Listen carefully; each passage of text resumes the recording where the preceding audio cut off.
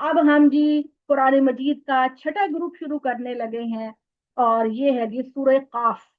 और अब छोटी सूरतों का जो सिलसिला है वो शुरू हो रहा है। और इसके अंदर सबसे ज्यादा बात है क्यामत को साबित किया गया है।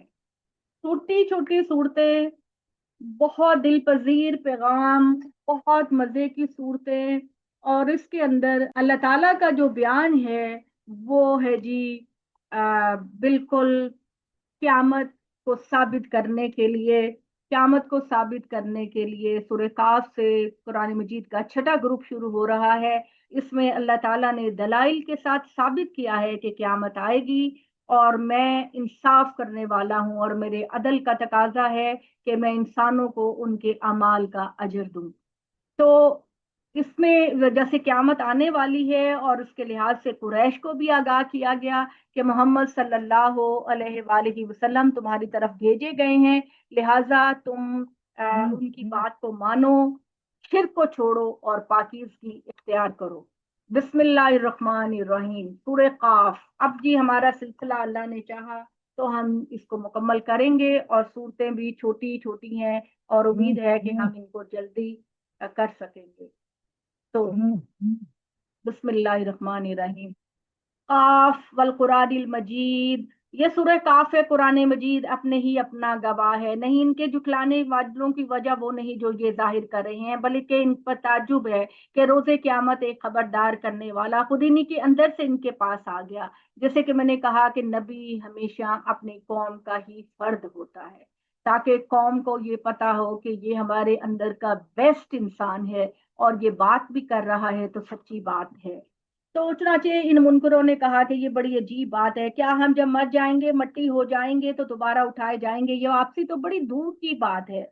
हमारे इल्म को भी अपने लिहाज से देखते हैं। दरअसल ये कि इनके जिस्मों से जो जमीन खाती है, और वो सब कुछ हमने जान रखा है, और हमारे पास वो किताब भी है जो हर चीज को महफूज रखती है। नहीं, वो बात नहीं जो ये कह रहे हैं, बल्कि इन्होंने हक को जुटलाया जबकि वो इनके पास आ गया है, इसलिए अब ये उलझन में पड़े हुए हैं। ये नहीं मानते तो क्या इन्होंने अपने ऊपर आसमान को नहीं देखा कि हमने किस तरह इसको बनाया और उसको संवारा है, और उसमें कोई रखना नहीं।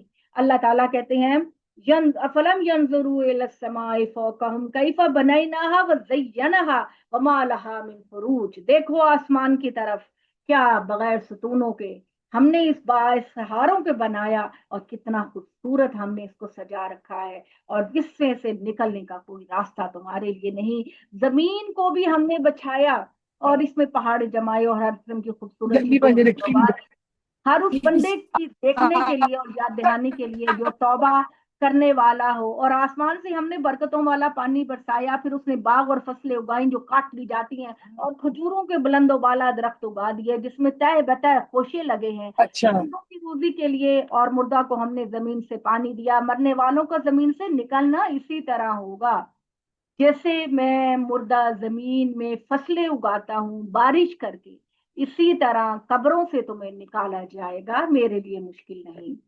इससे पहले नूह की कौम, असाबुर रस, समूद, आद, फिरौन और लूत के भाइयों ने भी, और एका वालों और तुब्बा की कौम ने भी इसी तरह जुटलाया। हर एक ने मेरे रसूलों को जुटलाया, तो देख लो मेरी वाईद उन पर वाक़ होकर रही। इनसे पूछो फिर, क्या पहली मर्तबा पैदा करना ज्यादा मुश्किल है अल्लाह के लिए, या दूसरी मर्तबा? इसमें कोई ये कहने की जसारत नहीं कर सकता, बल्कि हम पैदा करने पर पूरी तरह कादिर हैं, मगर ये लोग शक में पड़े हुए हैं। हमने इंसान को पैदा किया, और इंसान के दिलों में जो वसवसे गुजरते हैं इन्हें भी हम जानते हैं, और हमने उनकी रगे जान से भी ज्यादा उससे करीब हैं। इन्हें याद रखना चाहिए, जब वो लेने वाले फरिश्ते उनकी जान को कब्ज करने के लिए आएंगे, दाएं और बाएं बैठे इनकी जानों को कब्ज कर रहे होंगे, तो इंसान की जबान से कोई लफ्ज नहीं निकलता, मगर एक निगरान फरिश्ता उसके पास मौजूद होता है जो उनके हर अमल को और हर बात को रिकॉर्ड कर लेता है। अफसोस तुम लोग इनकार ही करते रहे, और मौत का वक्त उस हकीकत के साथ आ पहुंचा जिस पर दुनिया की जिंदगी में पर्दा डाला हुआ था। ये वही चीज है जो तुम गुरेजा हो। और तो देखो, सूर फूंका जाएगा, ये वही दिन है जिसका वादा हमने तुमसे किया। हर शख्स हाजिर होगा इस तरह के, उसके साथ एक फरिश्ता उसको हाँ कर लाने वाला होगा, और एक गवाही देने वाला। तुम उस दिन से गफलत में पड़े रहे, क्यामत के बारे में तुम गफलत में पड़े रहे, तो अब वो पर्दा हमने तुमसे हटा दिया जो तुम्हारे आगे पड़ा हुआ था। तो आज तो तुम्हारी निगाह बहुत तेज है। آج ہماری عدالت برپا ہوگی۔ اور مجرم کے ساتھ ہانکنے والے فرشتے نے کہا اے اللہ یہ جو آج میرے قبضے میں ہے اس کو میں تیرے حضور میں پیش کرتا ہوں۔ اللہ تعالیٰ حکم دے گا جاؤ انہیں جہنم میں جھونک دو۔ ہر نہ شکر مخالفت کرنے والے، روکنے والے، حد سے بڑھنے والے، شک میں پڑے ہوئے انسان کو جس نے اللہ کے ساتھ دوسرے شریک بنا رکھے تھے، تو ڈال دو اس کو سخت عذاب کے اندر۔ اس کے ساتھی شیطان نے کہا پروردگار اس کو میں نے سرکش نہیں بنایا بلکہ یہ خود ہی پرلے درجے کی گمراہی میں پڑا ہوا تھا۔ فرمایا اب میرے سامنے جھگڑنے کی ضرورت نہیں، میں نے تمہیں پہلے ہی ڈرا دیا تھا، میرے ہاں جو فیصلہ کیا گیا اس کو بدلا نہیں جا سکے گا، اور میں پورا پورا انصاف کرنے والا ہوں، میں اپنے بندوں پر ذرا برابر بھی ظلم کرنے والا نہیں۔ اس دن کو یاد رکھو جب ہم جہنم سے پوچھیں گے کہ کیا تو بھر گئی مجرموں سے، تو وہ جواب دے گی نہیں اللہ تعالیٰ کوئی اور مجرم ہے تو ابھی میرا پیٹ خالی ہے، ڈال دیجئے میرے اندر۔ اور جنت جنتیوں کے قریب لائی جائے گی جو خدا سے ڈرنے والے ہیں، اور جنت زیادہ دور بھی نہیں ہوگی، لیکن جنتیوں کو چلنے کی زحمت نہیں دی جائے گی، جنت خود چل کر ان کے پاس آئے۔ کمال ہے، یعنی کہ اللہ تعالیٰ جب حساب کتاب لے کر مومنوں کو ان کے کامیابی کے رجسٹر پکڑا دیے جائیں گے، ان کی کامیابی کا پروانہ دے دیا جائے گا، تو مومنوں کو چل کر نہیں جانا پڑے گا، نہ گاڑیوں میں نہ جہازوں میں نہیں جانا پڑے گا، جنت خود چل کر آئے گی کہ آؤ میرے اندر داخل ہو جاؤ۔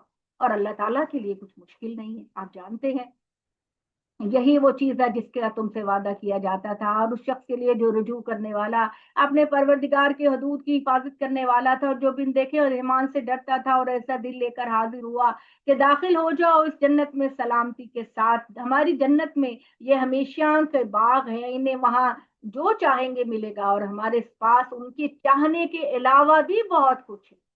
یعنی مومن سے اللہ کہیں گے کیا کیا چاہیے، اول تو سب کچھ موجود ہوگا، کچھ اور تقاضے کی ضرورت نہیں پڑے گی، پھر بھی کچھ اور مانگنا چاہے تو مانگے، پھر اللہ تعالیٰ کہے گا چلو تمہارے ڈیمانڈ پہ سب کچھ تم کو دے دیا گیا، اب مزید انعام میں تمہیں اپنی طرف سے دوں گا، اور ایسی ایسی چیزیں دے گا کہ جس کا شاید دنیا میں نہ تو دیکھا ہوگا آپ نے اور نہ ہی تصور کیا ہوگا۔ یہ خبردار ہو جائے، ان سے پہلے کتنی ہی قومیں ہم نے ہلاک کی ہیں جو قوت میں ان سے کہیں بڑھ کر تھی، تو عذاب آیا تو قوم کا تو وہ بھاگ نکلے، جس کا جدھر سینگ سمایا ان لوگوں کے شہروں میں ادھر ہی چل پڑے، کوئی پناہ کی جگہ نہیں، جہاں بھی جاؤ جس پر عذاب آنا ہے وہ خدا کے عذاب کی زد میں آئے گا۔ اور سینوں میں دل رکھتے ہیں یا کان لگا کر توجہ سے سنیں، انہیں تعجب ہے کہ مرنے کے بعد یہ کس طرح اٹھائے جائیں گے۔ حقیقت یہ ہے کہ زمین و آسمان اور ان کے درمیان کی ہر چیز کو ہم نے 6 دنوں میں پیدا کیا، اور 6 دنوں میں پیدا کرنے کے بعد ہمیں کوئی تھکاوٹ لاحق نہیں ہوئی، کیونکہ یہ اللہ تعالیٰ نے ہر جگہ کہا ہے، کیونکہ بائبل میں ہے کہ اللہ تعالیٰ 6 دنوں میں دنیا بنانے کے بعد تھک گئے تو آرام کرنے کے لیے اپنے عرش پر جا بیٹھے۔ اللہ تعالیٰ کہتے ہیں کہ مجھے کوئی تھکاوٹ لاحق نہیں ہوئی، سو جو کچھ یہ کہتے ہیں اس پہ صبر کرو اے پیغمبر، اور اپنے پروردگار کی حمد کے ساتھ اس کی تسبیح کرتے رہو سورج کے نکلنے اور اس کے غروب ہونے سے پہلے، اور رات میں بھی اللہ کی خوب تسبیح کرو، اور سورج کے سجدہ ریز ہو جانے کے بعد بھی۔ اب یہ طنز ہے اس قوم پر جو سورج کو سجدہ کرتے ہیں، جو لوگ سورج کو سجدہ کرتے ہیں ان کو بتایا گیا کہ سورج تو خود خدا کو سجدہ کرتا ہے۔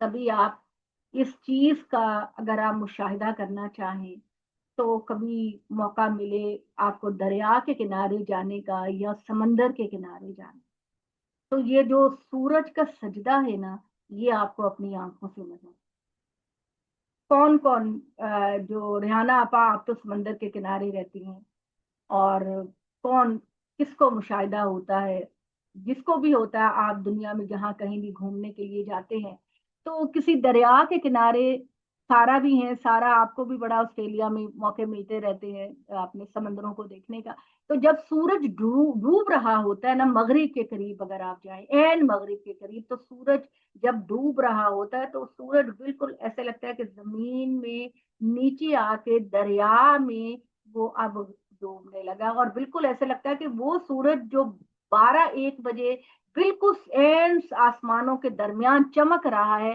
پوری دنیا کو اپنی روشنی پہنچا رہا ہے، اب وہ آہستہ آہستہ غروب ہو کر گویا کہ وہ سمندر یا دریا میں ڈوب رہا ہے اور اللہ کو سجدہ کر رہا ہے۔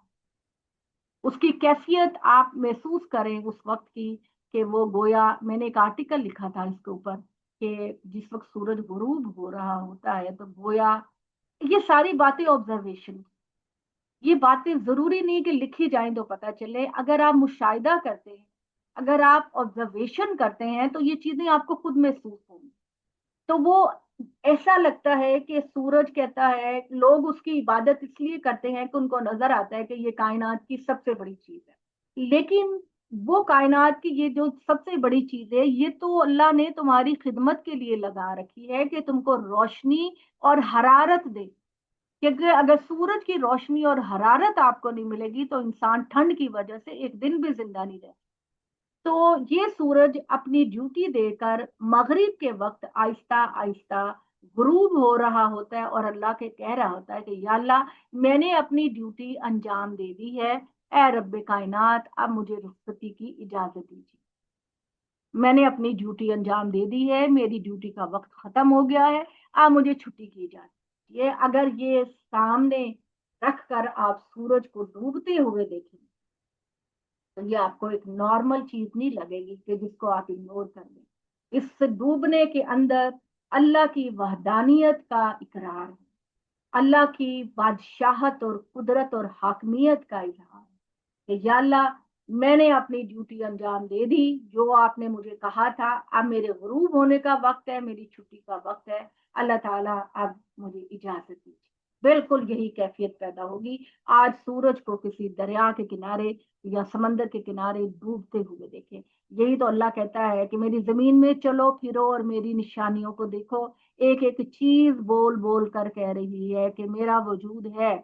اور راتوں میں اٹھ اٹھ کر اللہ کی حمد و تسبیح کرو، اور پھر سورج ستارے جب پلٹتے ہیں واپس جاتے ہیں تو اس وقت بھی، یعنی فجر کے وقت بھی تم اٹھو اور اللہ تعالیٰ کی عبادت کرو. اور سنو، جس دن پکارنے والے قریب سے پکارے گا، جس دن یہ سور کی چنگاڑتی ہوئی آواز منادی کے ساتھ سنیں گے جس کا آنا برحق ہے، تو وہ زمین سے مردوں کے نکلنے کا دن ہوگا. یہ حقیقت ہے کہ ہم ہی زندگی دیتے اور ہم ہی مارتے ہیں، اور ایک دن سب کو پلٹنا ہماری ہی طرف ہے. اس دن جب زمین ان کے اوپر سے کھل جائے گی، یہ تیزی سے نکل کر بھاگ رہے ہوں گے. ان کا حشر ہمارے لیے بہت آسان ہے، تم ان کا غم نہ کرو اے محمد، ہم جانتے ہیں جو کچھ یہ کہہ رہے ہیں، اور یاد رکھو کہ تم ان پر کوئی داروغہ مقرر نہیں.